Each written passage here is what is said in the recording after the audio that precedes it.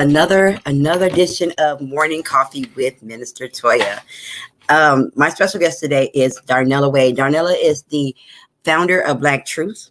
She's also the 4th District Chair for the Green Party, Minnesota, and she is just an all-around beautiful person. Let's welcome onto the show, Miss Darnella Wade.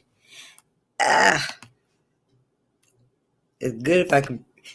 Good morning, Darnella. How are you? I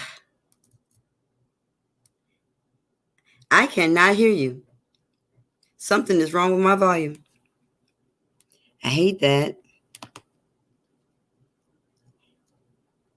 I can't hear you.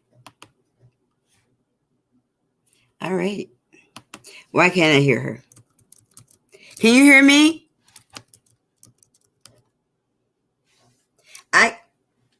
I'm turning you up, and I cannot hear you at all. I'm sorry, guys. Give me a second.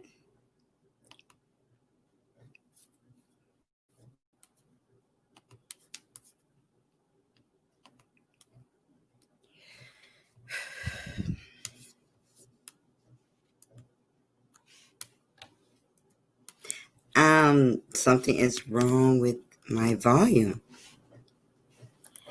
I think Darnella has exited and is going to come back shortly.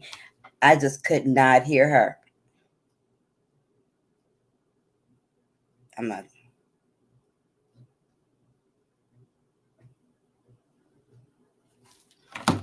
There is nothing plugged in. Hi. Okay. Again, I am Minister Toya Woodland, and welcome to another edition of Morning Coffee. It's so wonderful to be here with you guys.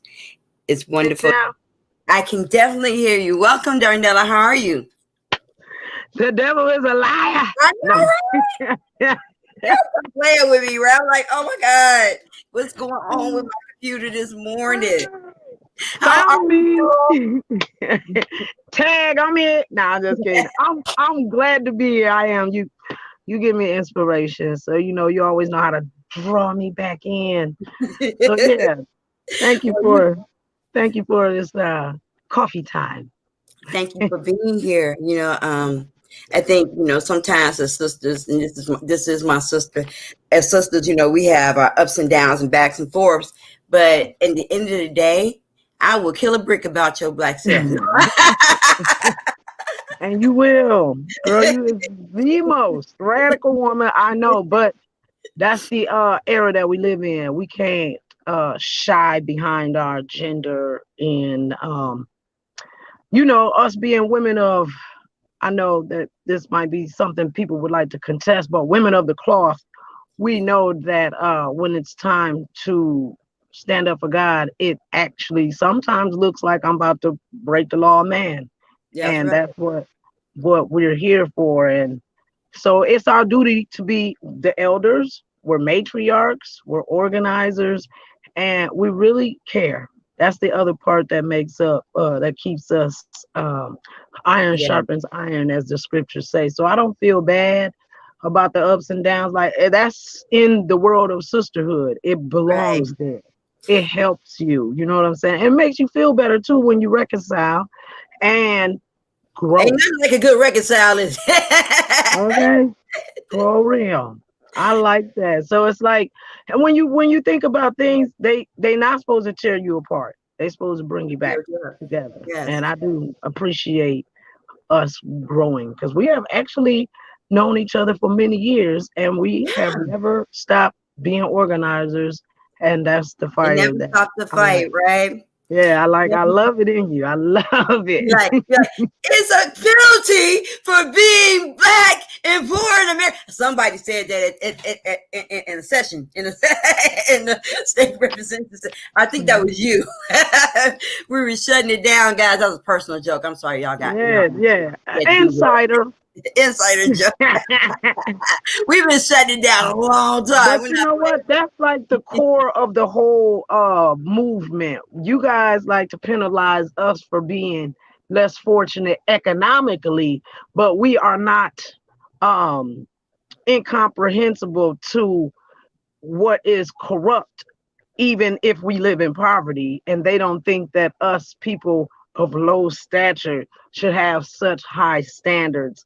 And Hello. how dare us ask to challenge the status quo. So that's what it's really about. Like, technically, mankind has no status quo without Christ, and with Christ we establish the status quo. And if y'all don't balance yourselves to that, you will find yourself fighting with God. So that's what we're here for.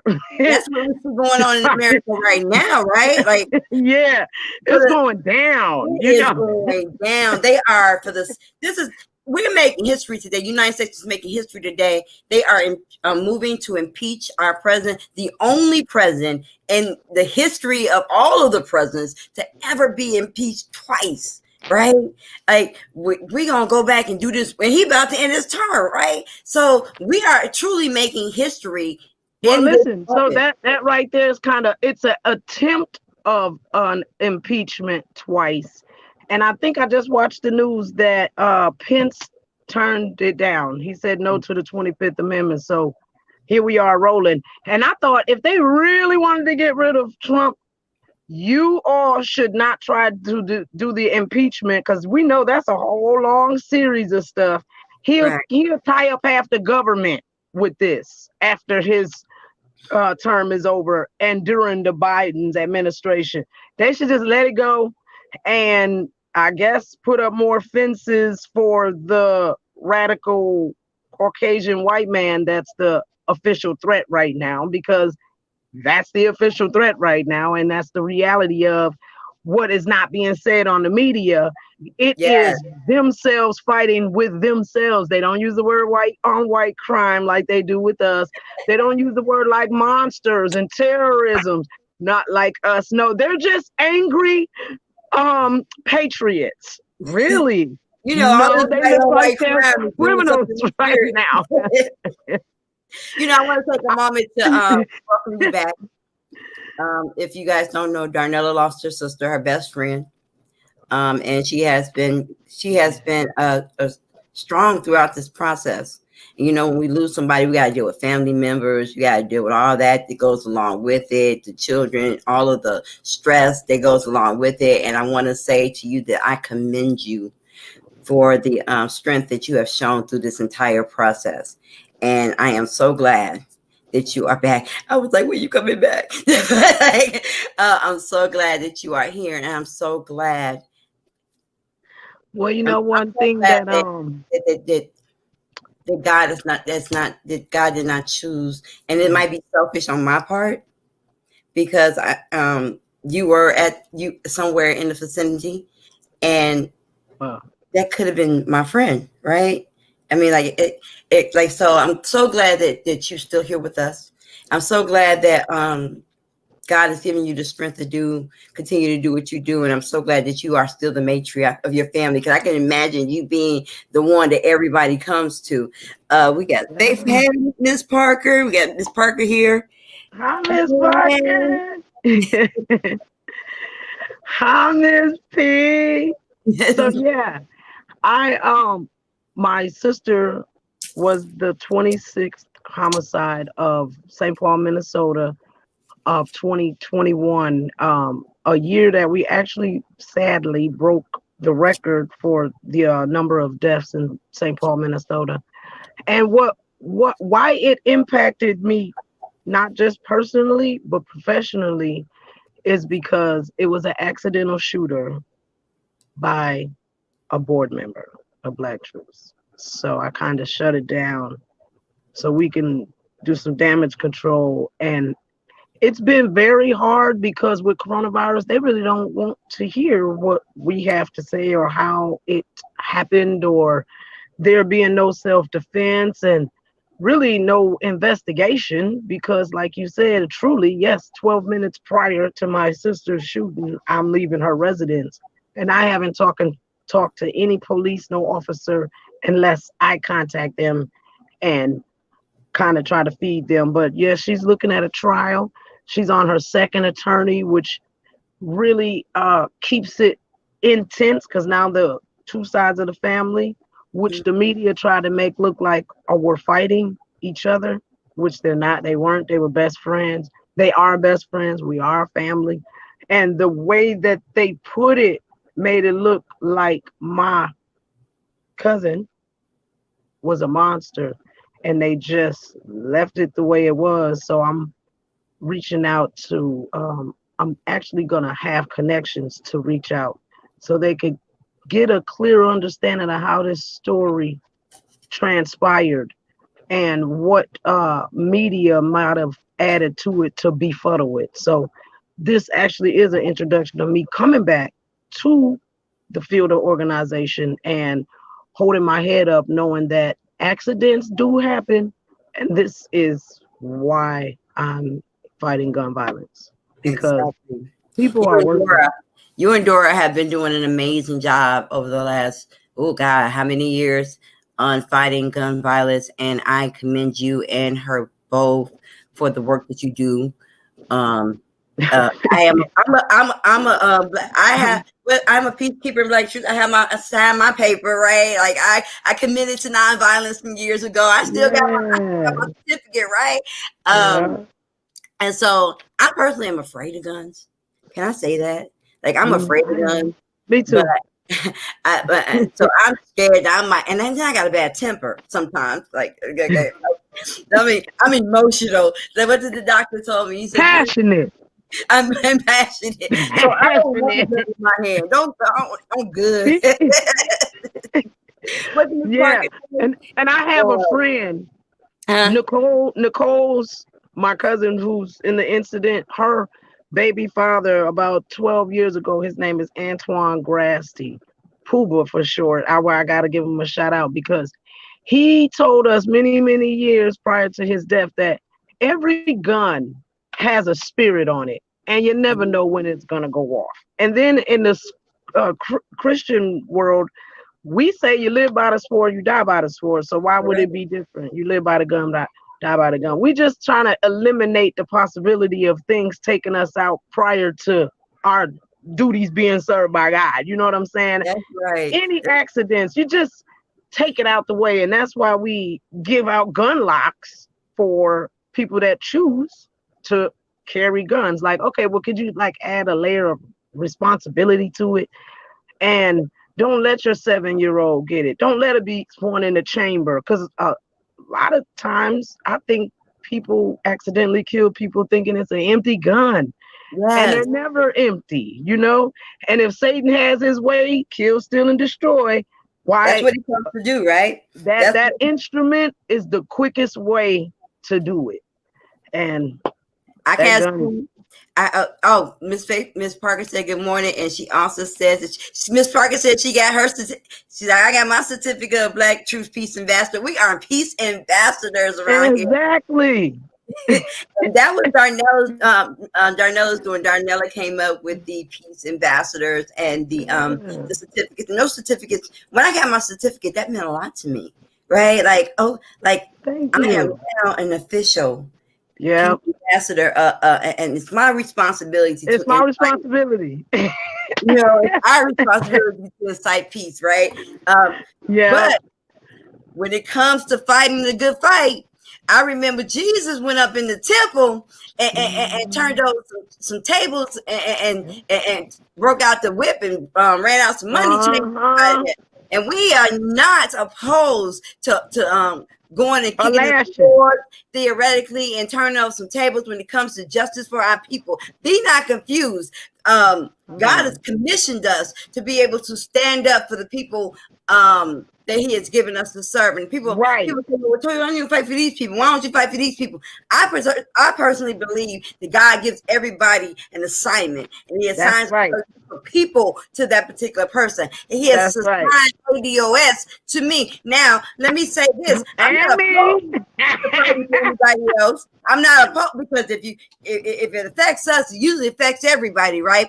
And people call me xenophobic. I'm not xenophobic. I'm ADOS focused, and that's where that is. I'm not against anyone. I love everybody because it's my job first and foremost, and second of all because God loved me. Y'all don't know who I was before y'all met me. God loved a wretch like me, so I love everybody.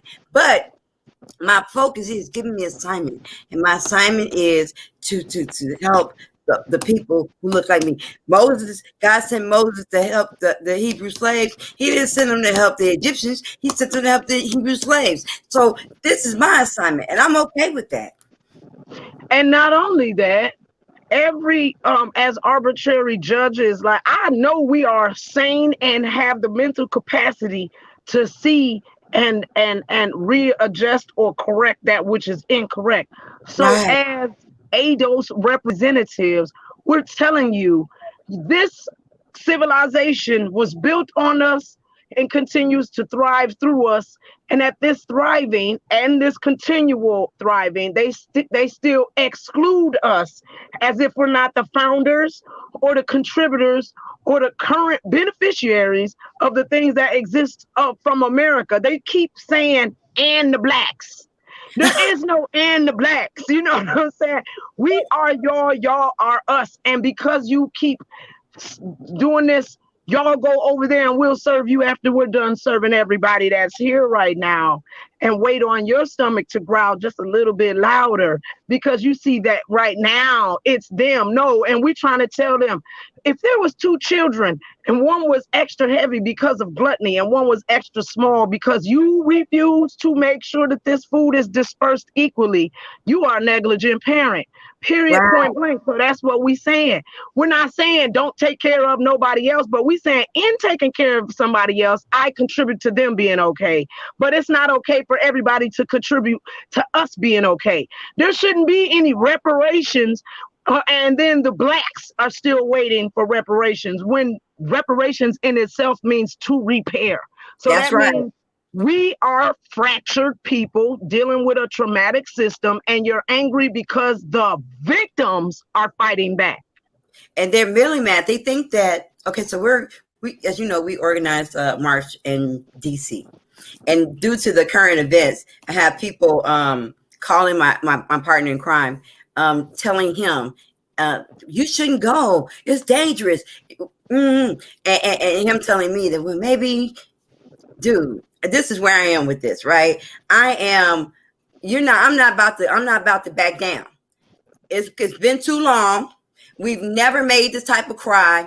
I do not care who thinks that we should not go. God has already commissioned me to go. God has already said that I could go. He has not put in my spirit not to go. I don't need the outside world giving me negative energy, telling me I shouldn't go, because I'm going to be there if it's just me. If it's just me and me and Jesus, I'm going to be in Washington saying, we demand reparations for the cruel and unusual punishment that we have endured for the last 400 years. And anybody that don't like it, that's on you. That's where I am with that. You know what I'm saying? I'm not backing down, because it's not just me that's going. It's me and my God. I don't go nowhere without Jesus. And that's where I am. So you can stop telling people that we should not go. You should stop telling people that this is not okay. When you have not fought for reparations, when you have not said anything for reparations, you keep doing your people marches, and I'm going to work on this over here.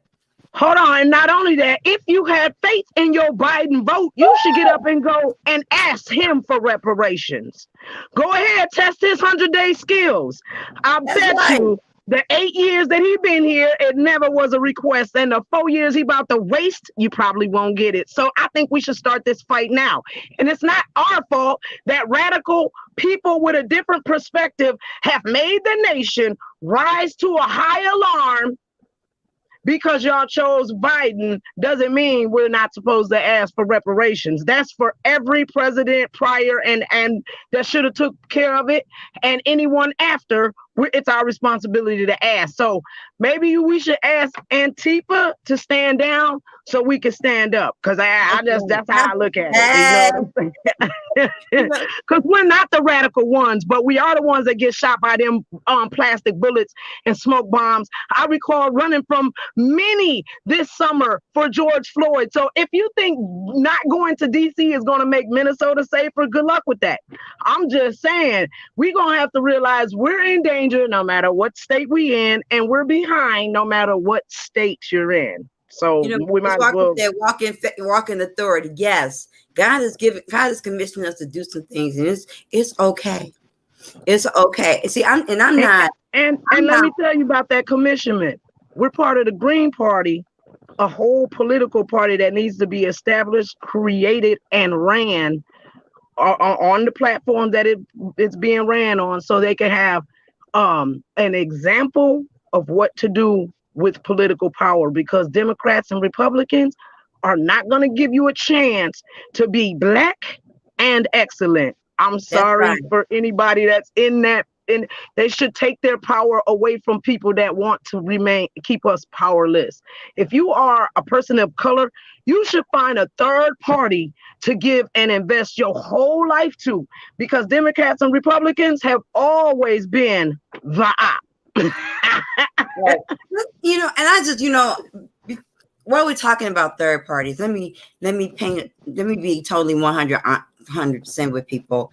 We're not painting a world of utopia once you leave the Democrat or the Republican Party and saying, "Oh, you come over here as a black person, it's gonna be candy and rainbows and ice cream," But because of where the third parties are, and because of where the Green Party is, it's very because of the lack of the work that was being done before we came.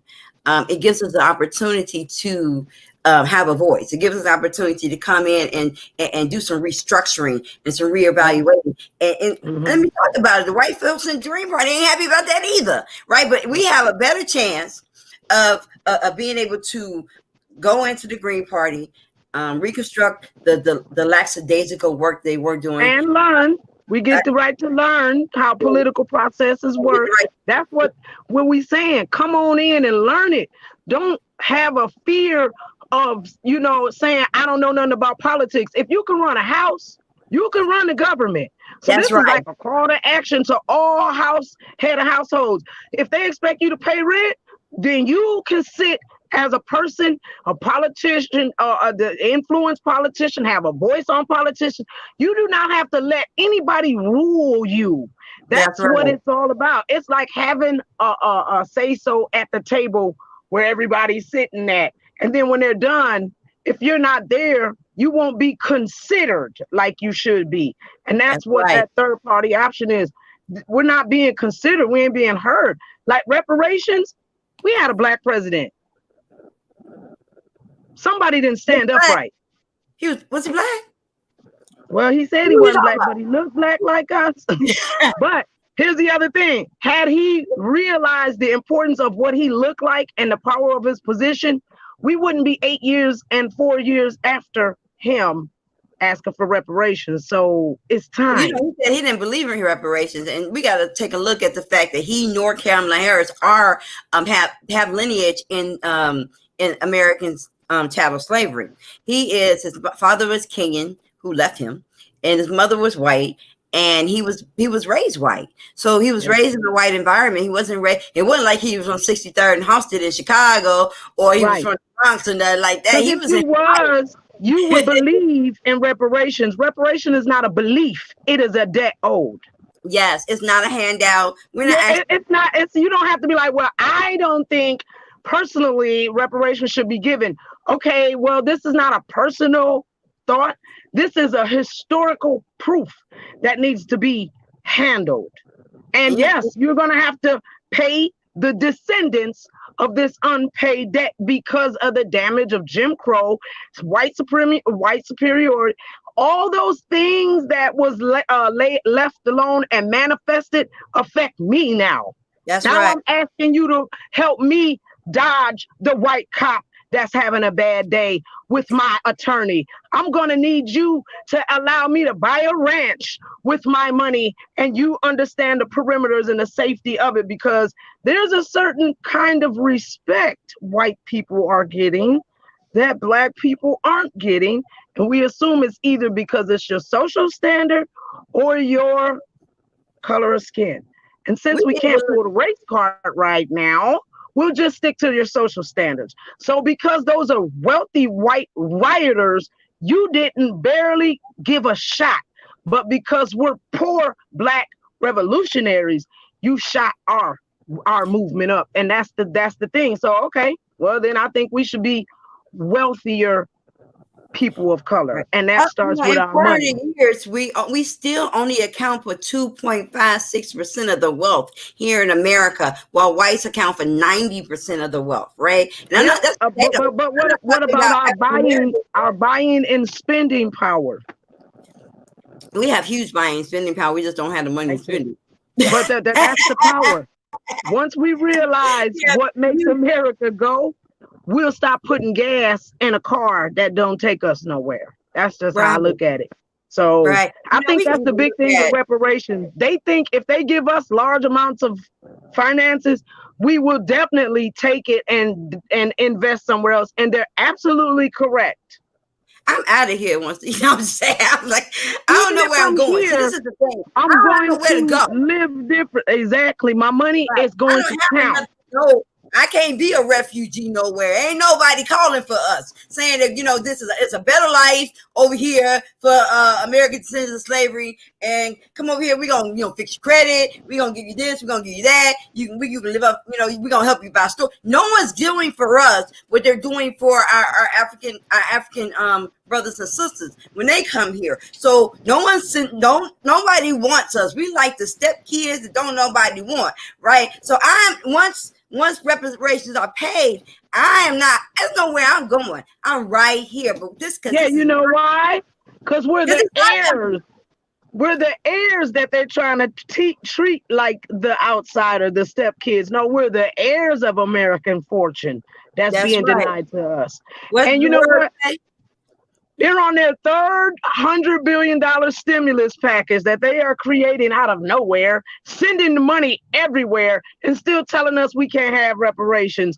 Even if you created a way for that money to come, which is a great segue for that St. Paul Recovery Act. Okay, since we can't find it, we'll make it. Are you going to allow us to make a way for reparations in St. Paul, Minnesota? Because you don't want to do it nationally, even though this whole country benefited from slavery. So then we have to keep it small, focused, and put blinders on, like Evanston, Illinois, and other states that implemented ways to create an income, and that reparations came. So that's what I'm looking for.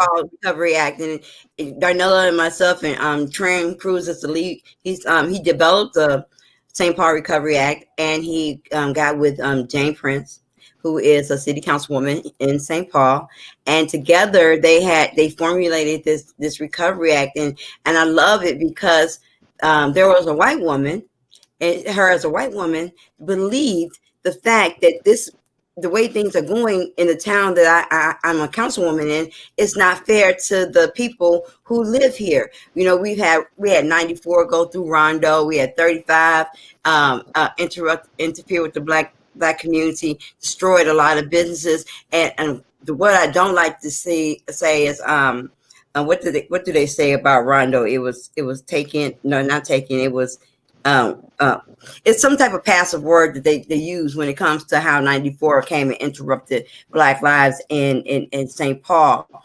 I-94 was built deliberately to disrupt, dismantle, and discombobulate Black families in the Rondo area. There were thriving businesses. There was home ownership. There were the middle class Black family, and they were doing well. God forbid that we do well anywhere, because when we start doing well, somehow it means that white America is doing bad, and that's not the case. If you look at any civilization, when one part of the civilization is doing good, and the part that was not doing good, the whole part becomes good. I don't know why it is that people believe that if we receive what is owed to us. And I'm so excited about the St. Paul Recovery Act. I don't even live in St. Paul. I'm excited, right? I'm moving to St. Paul, right? But no, I don't even live there, and I'm excited about what's happening, right? Okay, like it's being voted on today. So we're gonna stay in constant prayer, and we're big ups to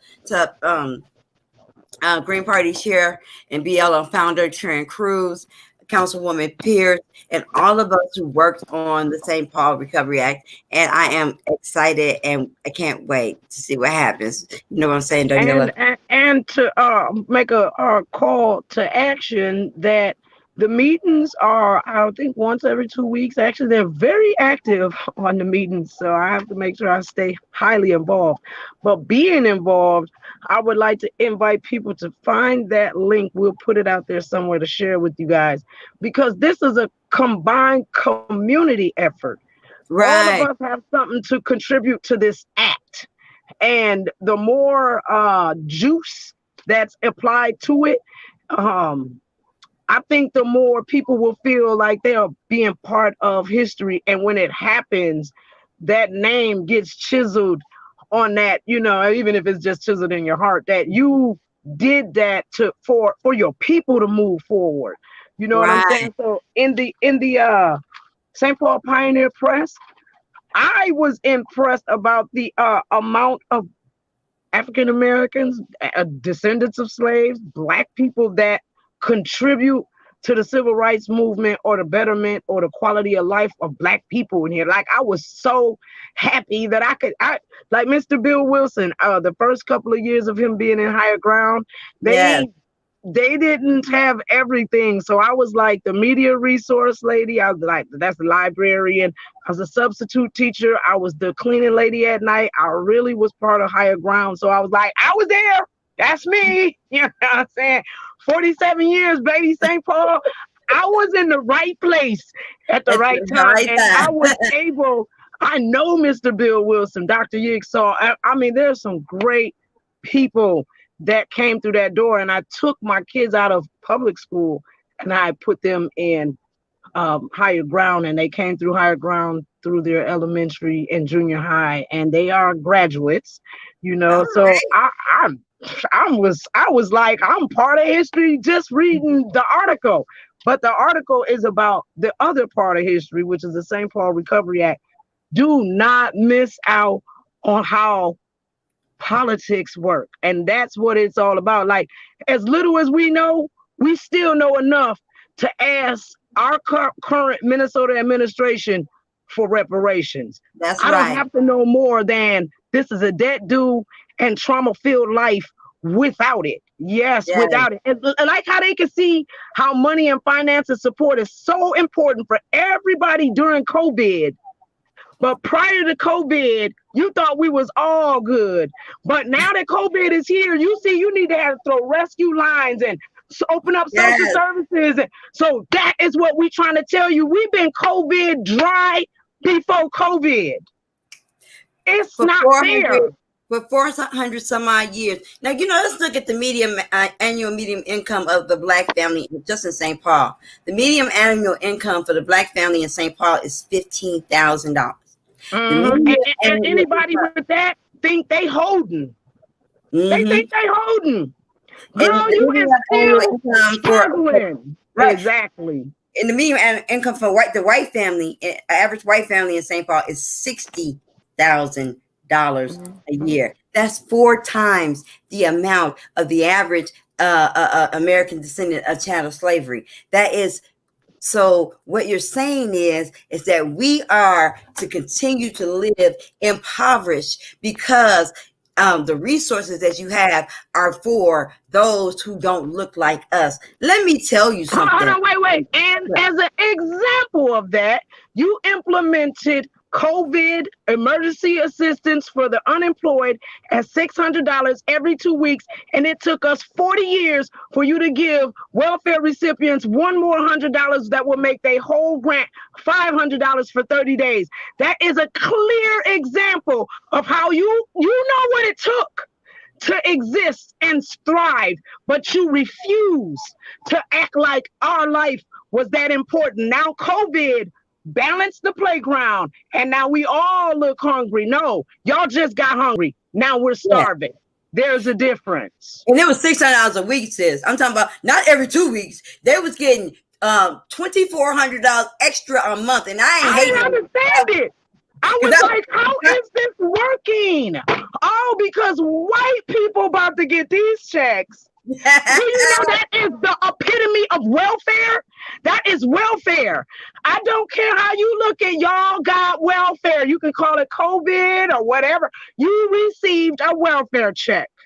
And you Yes. thought it would suffice at 1,200. So what was it at 437 for 40 years?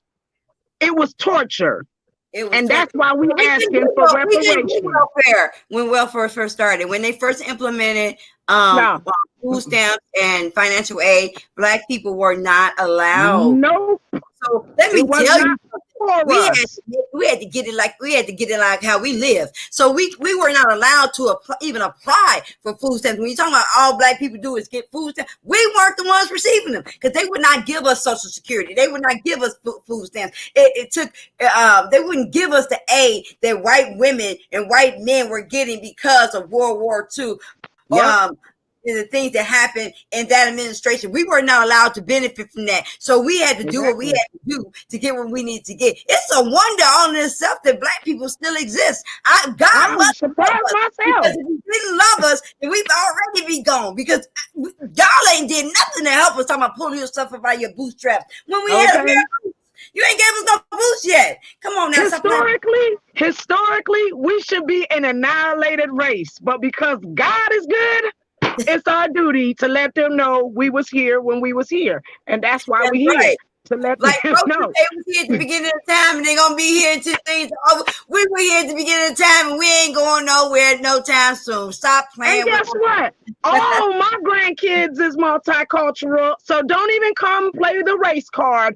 I just want to make sure that generational grandchild of mine don't have to gravel and beg from no grandchild of yours, because it don't look like they're gonna get it. So I'm gonna protect mine while I'm here, and that's what I'm here for.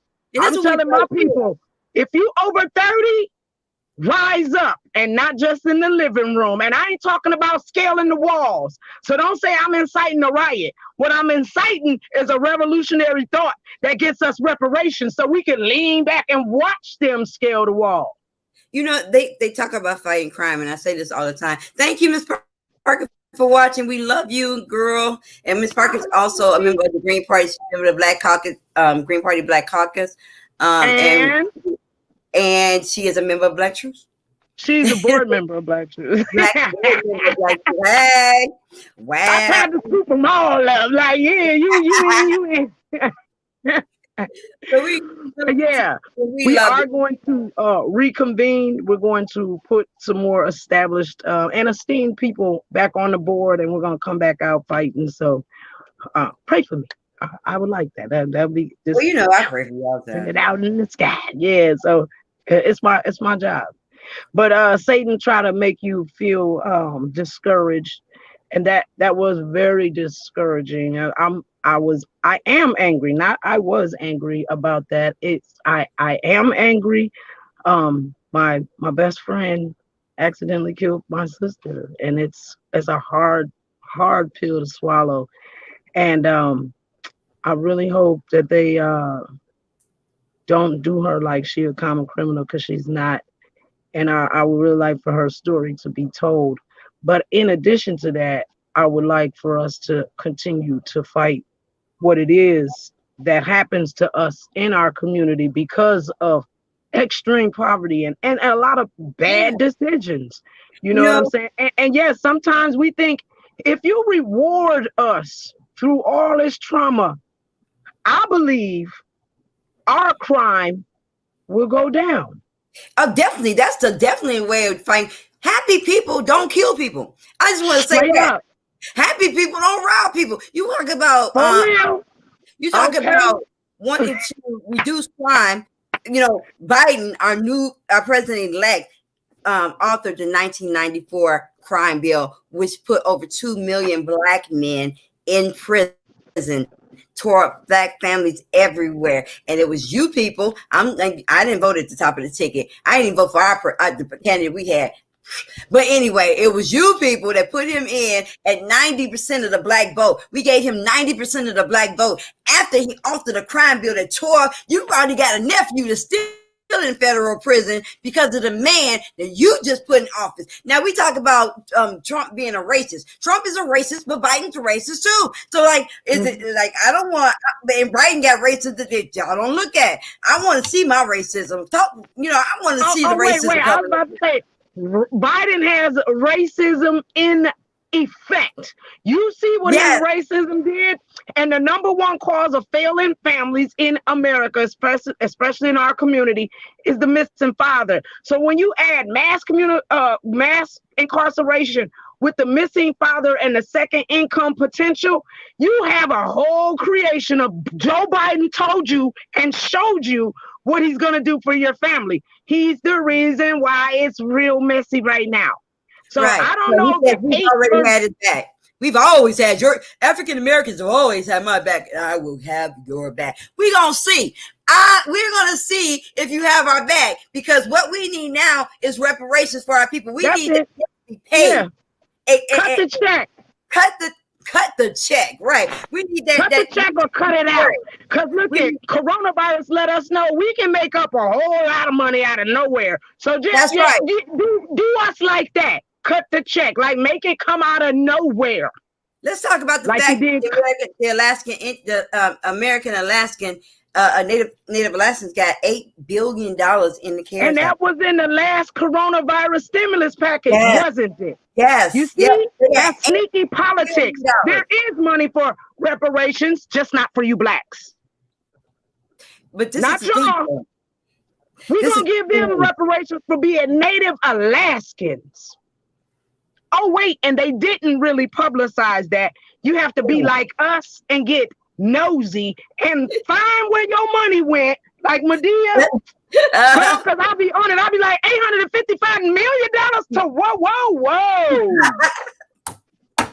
But I got my girlfriend who's on welfare because there's no jobs and she only getting $5 a month, and you gave these people out of nowhere $855 billion. I promise you.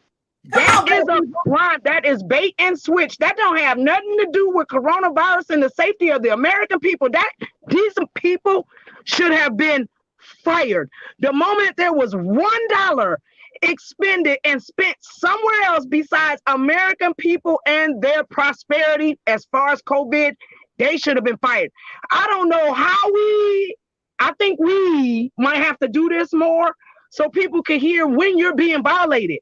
Because it's strong people like us that bring it to the forefront that, listen, you've been taking so much abuse so long, you don't know when you're being abused. That's what the third party is all about. Y'all, this is an abusive system to people of color. And you have to have a platform to say it. Because $85.5 million over there, $25.5 million over there to the left. Cambodia. That don't got nothing to do with St. Paul, Minnesota, or the nation of United States for COVID. That was theft. And then for you to tell me that there's no more money for reparations, I'm on fire. Yes, there is. We're ready. We coming. We're coming. We're not coming down. We're coming. That's right. We're not coming down because white supremacists, because y'all out there doing white on white crime. That ain't got nothing to do with us. Well, we coming because we deserve reparations, and we're not gonna back down because guess what? God has commissioned this move right here, and if you don't like it, I got black people telling me to wait. I got black people telling me it's too dangerous. I got Uncle Tom's talking about we gonna do this People's March on People's March. If you don't stop playing with me on Inauguration Day versus talking about reparations, the only thing the American descendants of chattel slavery should be talking about is how we gonna get this money. Period. That's it. A unified call to action. No small little tidbits, the whole damn cake. You know what I'm saying? No, let's just get unified on one movement right now. And that's cut the check. Because everybody in the world got some money from America except us. And that includes in the COVID emergency packages. Y'all, $600. You know what? Y'all got jokes. You have jokes. That is a joke. $600, and people really, we really need the $600. But yep. But you know what? Had they not gave about $1 billion away to other states and countries, they could have definitely did better for the American people. You cannot help our economy by spending. They can't help money economy. Fish reproduction. You know, something like that. You can't help our economy by sending money overseas. Yes. They were supposed to send that money straight to our pockets. Period. Well, that's what happens when we have bad representation. When we have bad representation in the House and in the Senate, we tend to suffer. We tend to not have the things that are necessary for us. Who's fighting for us? The reason why Native Alaskans got $8 billion because there's someone in Congress who possibly is a Native Alaskan or believes or is fighting for them. Someone stood up for them. Yes, they did. District in Minnesota, we don't have anyone that stands up for us. We sent Ilhan Omar, the woman I challenged to go to Congress, back to Congress, but she's not. Reparations is not on her platform. Reparations is not a part of doing anything that benefits. I mean, not even say just the ADOS community, but the 5th Congressional District as a whole. There's no. I said, God, how did this happen? There's nothing that she's doing that's to help Minnesota. Nothing.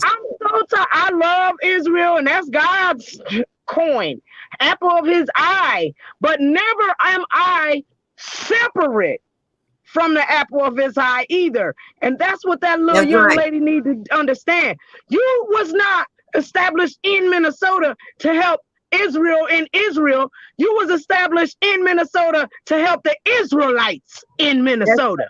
Honey, you miss what you're supposed to be doing. And if you think that we're outside of the family of God, then you are sadly mistaken, Ilhan, which is, I think she's a poor representation of a Minnesota Congress lady, because I'm tired of her international rants that only help Israel. I need Minnesota to be first, like you say, honestly. And I love Israel. I don't know if she's fighting for Israel because she has some. I mean, fighting against them. She's still fighting against that. That's a political fight. I don't want her to use Minnesota chair for. Go somewhere else with that. That's right. Because she's missing the focus. People here in Minnesota. Yes, Minnesota, I really do. Right? When we put Minnesota first, the people of Minnesota benefit. But right now, and that's again, Black people, ADOS people, put her back in office, right? And it's not about personalities when it comes to leadership. It's about who's going to get the job done. Who is going to that? Why did the white people call me? Why did Paula Oglesby call me the other day and ask me if I was school day white candidate that they want to run in the 5th Congressional District on my platform so that he can come in and be Ilhan? I'm not going to give you my information. Why they didn't support you if they thought you have the skills? Why they didn't come and support you? Even though Paula did.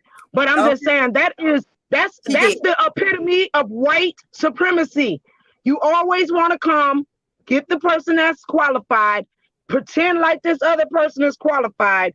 We actually teach y'all how to be the managers. You bring your new booty butt here, and now your income is 10 times more than mine, and I taught you. No. That's right. I ain't Chuck Berry. I'm not trying to teach I'm not trying to produce an Elvis, right? You're not gonna make an Elvis off my music and my style. You're not gonna do that and I'm not gonna feed into white privilege. I'm not gonna give you what God has given me, because if He wanted you to have it, first and foremost, you look like me, and then you're not gonna come and do that. How dare you? How dare you have the audacity to ask me something like that? I don't know how they formulated to ask you that. I wonder. Do they know me? Are they new? I was like, who set Paula up then? Because y'all should have known you were setting Paula up. Miss Toya, do you have an intention to run again? I am not sure yet. But why would you give away your tools and ammunition? Come on now. No. And not only that, ain't they DFLers? Come on now. Oh yeah, y'all not right. I said, if you run green, if you become green, you run green, endorse green, then maybe we might think about it. But since you're not green, Okay. I'm good. You know what I'm saying? And I'm not saying the Green Party is the best party to ever live, because we got some people in the Green Party that really need to go get a life. We got some racism in the Green Party. We still, Donna and I sit on the board of the Green Party, and she's the fourth congressional district chair in St. Paul. And we got some people in that area that think that they can do anything based on white privilege, right? But that's why God sent us, to say this is not allowed. This is not okay. You're not going to do exactly what the days of old are gone. So if you feel like you're a ranking green, whatever that is, and that you have you can do what you want to do and not be subjected to change. It's not a change. Change is inevitable. Change is inevitable, and things are changing for the better, not changing for the worse. You know, so get on board. Stop being so complicit with Black leadership, and and let's work together. Because until we do that, and let me tell you something about Black leadership. It is open to your discretion. These seats that we are filling are only for terms. If you think you can do better, I invite you to step up, because I would love to follow somebody that knows what they do and that can lead our people to another way of life. Because I don't shy now. Don't criticize us.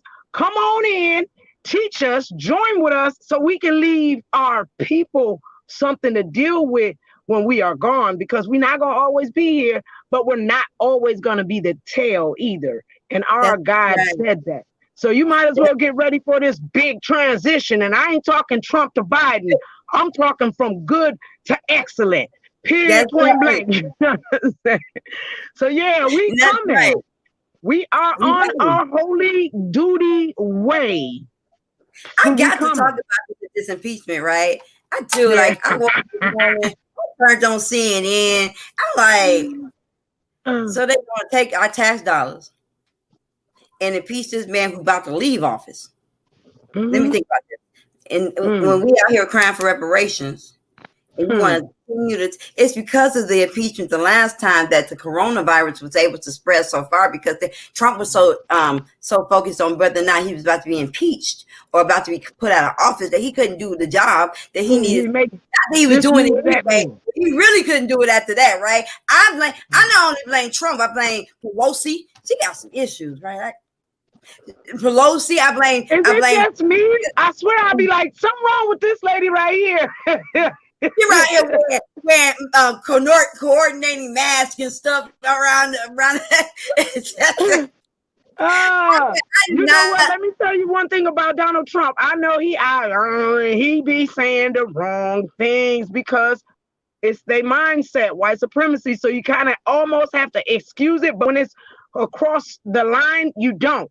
But what is across the line is for social media CEOs to prohibit our president. I don't care if he an asshole till he an asshole no more. There ain't not one social media CEO that's qualified to muffle the authority of the United States of America. And I don't care how right or wrong he is. We're not checking with Mark Zuckerberg and them little peons to hear what our president has to say. Whether I agree with him or not, he still is a representation of the United States. And social media can never have more power and authority than the politicians that's supposed to represent us. Even if he wasn't supposed to say none of what he's supposed to say, it is not up to social media CEOs to muffle our president or any other politician. Now, me as a commenter, I get it. But my president, I need to hear what he's saying, especially in the last 7 days of his nasty ass term, because he about to turn it over to a nasty ass another person. And I need to watch and hear them. I need them move. I need to see your rants on Twitter. Yeah. I want to know what I can hear you. I want to know what it is that you're talking about. You frozen right now. There you go. I want to know what it is that you ranting about on Twitter, so I know how to best protect myself, how to best govern myself in this administration. With Biden, It's about to go down. Not only is it with Biden, we got Kamala Harris coming into office. What did she do? She locked that one lady. She locked people up for truancy, right? There was a like mother. Amy. A daughter was in the hospital. She sent the police to that woman's house and locked that woman up on television. Her daughter was fighting an illness, and you sent her to her house. That lady's just coming out of that situation just now, and how dare you not even apologize to her? Stop it. Right. It's about to go down. You better say goodbye to little Jimmy now, because you know it's about to go down. You're gonna be putting money on their books for real. It's on. Because that's what type of president y'all put into office. And Biden and Kamala is good for mass incarceration. That's why they were a perfect team. They feel that we in jail, you're out of the way, there it is. That's not fair, because generations and generations and generations of our people are being, you live in life. The economy is rotating around them, whether they're out here or in jail. And that's just the easy way to keep white supremacists, because prisons are a private entity, and we don't owe them. We don't owe them 20 and 30 years of our family members' life when they need to contribute to this same life. And here's another thing. When you have a third party, you can introduce things that help relieve the prison population's problems. There's things that should not exist in the prison population. It's our duty as people outside to protect them. And the first thing is mass incarceration. And we know about that 15th Amendment, that trap door that lets people become slaves again. All right, with us knowing that, why would we prohibit anybody from going to jail, whether they rich CEOs, politicians? So with this trap door, all of us fall in it, but none of the rich white people that commit crimes fall in this trap door. There is not a whole large amount of wealthy, corrupt white men that have been caught in their crimes. They're caught, but they ain't going to jail. They're not going to jail. You know, the 13th Amendment said there should be no involuntary servitude except when you are duly convicted of a crime. It didn't say a felony, it said a crime. Now let me tell you about crime. Crime can be a misdemeanor. Crime can be a citation. Crime can be a felony. Once you are in the system, once you go before a judge, and I know I've been before the judge. I know a lot of, they pulled me over in my minister collar. They better stop playing with me. I know that even I have gone before a judge. So once we enter that system, once we enter into, we are convicted of a crime, that we become slaves. Now let's talk about this. We were never free. The 13th Amendment that was not intended to free us. It was intended to fool us. It was intended to make us think that they gave us the illusion that we were free. But slavery is so far from over. Even if we're not locked up behind bars, we still are subject to the laws and authority of this land, by which they told Dred Scott he could not even sue because the Constitution didn't apply to him. So if the Constitution doesn't apply to me, and I'm not really a citizen, what makes you think that I have to follow your laws that are only targeted toward people who look like me? They stop it. You think we're stupid, but we're really not. We're much smarter than you look. Okay? Right. You know, and you cannot have both sides of the coin. The Constitution was written against you. And when I tell you I'm against the Constitution, you tell me to stand for it. I don't have to. It's not for me. But since you insist on it being for me, then I'm gonna need some changes to be made in this community that's using this same social contract, because white men ain't going to jail like black people. White women ain't getting their children taken like black people. People that are not as wealthy as us still become homeowners and business owners. What is the prohibition on my skin tone achieving some form of success? And when I achieve this success, you come and tell me how black people have the most spending power in the United States. Are you serious? You serious? We spend a lot, but y'all don't own nothing. Right. We put a lot of money into I can't. I remember when I was a little girl, and we're about to close. But I remember when I was a little girl, I could go to Mr. Johnson's store or Mr. Jones' store, and I could I could say, my mom would give me a note. I go down there and get a Pepsi and a pack of cigarettes, and she put it on her tab, and when she get paid, she go pay it. But they knew us. We knew them. We put money into black ownership, black stores, black businesses, and our black people owned homes when I was growing up. I lived in a community where there was home ownership. I grew up in a community where there was home ownership. We eventually moved to the suburbs, so that's why I probably live in the suburbs now, because I moved to the suburbs as a young child, and so where there was three. So I'm used to y'all. It was 3% black when I was growing up where I lived at, right? So I done got used to y'all. Y'all don't bother me no more. I'm here to stay. And so, but now we don't. When I go into North Minneapolis, there's not. I have nothing against my brothers from Pakistan or Arabia or Somalia or West Africa. But those are the ones that are owning the stores. Those are the ones who own gas stations. We have Asian nail salons. We have Asian beauty supply stores. All they let us own is a beauty shop, because can't nobody do our hair, and a barber salon because no one can cut our hair, right?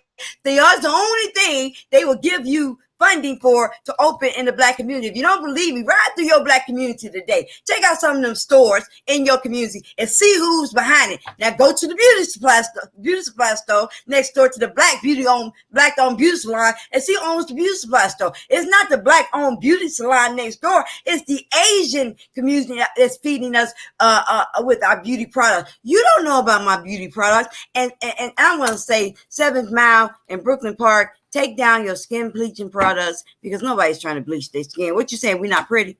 Are you telling me I'm not pretty because you got skin bleaching products on your counter? I'm beautiful. Black is beautiful all day long. Stop that. 7 Mile, Brooklyn Park is advertising bleaching products. I am not for that, and I'm totally against that. And I just wanted to let you guys know that if you shop at 7 Mile, Brooklyn Park, that they don't like you because they have black bleaching products on their counter so that you can be like, again, at 7th Mile in Brooklyn Park, Minnesota, they have right on the counter tools to bleach your skin. That's saying something without saying it. I am so excited, Darnella, that you came to visit today. We have big ups to the St. Paul Recovery Act, big ups to James Prince and Tran Cruz, who's also the chair of the Minnesota Green Party, co-chair of Minnesota Green Party. Congratulations to that young black man for continuing doing the work. We're excited about the fact that we were able to be involved in that. I can't wait to see all of you guys who are coming with us on the 20th. And if you cannot be for me, if you cannot go with me, don't denounce it. Don't put negativity in the air. Pray. Prayer changes things. Prayer changes things. Thank you, darling. You want to say anything before we leave? I appreciate it. I love this, girls. Sometimes I don't like to yell at the TV. So, call me anytime for coffee time. And I know for a fact over the next couple of weeks, we're going to have a lot to talk about, because honestly, we are to sit back and observe, because the Chaldeans destroy the Chaldeans. We're going to have a special guest on Friday, Thomas Berry from Black Civil Network. And we're going to be talking about the state of the black family. And they're having a panel on Sunday, and yours truly is going to be a part of that panel. And I thank you guys for thinking about me. We're really excited about the state of the black family, because guess what? We're about to get what is owed to us. Thank you guys for tuning in. Love you. Have a blessed day. I love you, and there's nothing, absolutely nothing you can do about it. Remember, 7 Mile, Brooklyn Park in Minnesota. Bye. Thank you. Have a good day,